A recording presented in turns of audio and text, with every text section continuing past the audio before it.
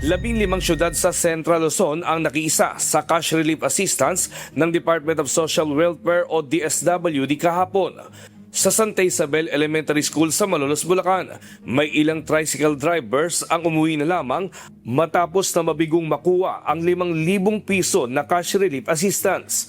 Gaya na lamang ni Mang Lucino Zamoranos na hindi nabigyan ng ayuda dahil may problema ang kanyang driver license at hindi rin tugma ang kanyang detalye sa listahan ng DSWD.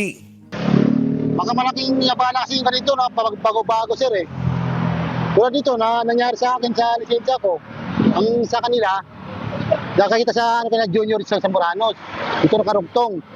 Ibig sabihin dito, hindi na kami nagtugma dun sa kanila, sa encoder nila. Dapat ito saka yung nila magkatugma to. Ito dapat sundin daw sa lisensya. Labis na nangihinayang si Mang Lucino na hindi siya nakakuha ng ayuda. Gayong marami pa naman sana siyang plano sa cash assistance na matatanggap.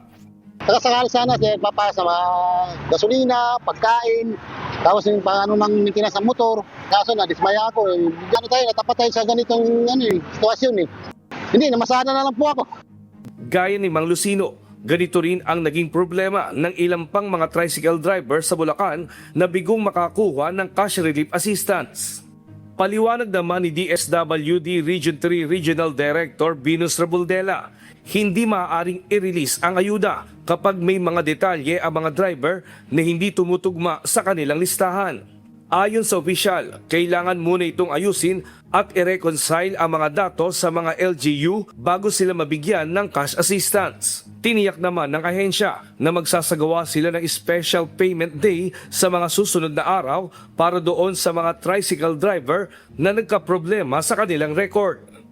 Ang listahan po kasi galing po yan sa local government unit. Ngayon po, si DSWD nagbabayad lang po may base po doon sa submitted sa amin. Kung may mali po doon sa mga pangalan po ito po ay ayusin po ng LGU at magkakaroon po ng special payout ang gagawin po natin together with the local government unit. Kaya meron po tayong help desk doon sa area. Dahil since ang listahan ay galing po sa local government unit, marapat lamang pong i-correct po ng LGU yung listahan. Tapos ibalik po sa amin para ma-payroll ulit po namin for special. Paalala ng DSWD na bawal kumuha ng payout ang sinamang representative ng tricycle driver. Binigyang din ito na kailangan sila ang personal na kukuha ng cash assistance, dala ang kanilang driver license at photocopy nito. Bawal po ang representative, bawal din po kung kayo po ay may reklamo dahil hindi po kayo nakalista, baka po koloro, kaya po bawal din po ang koloro.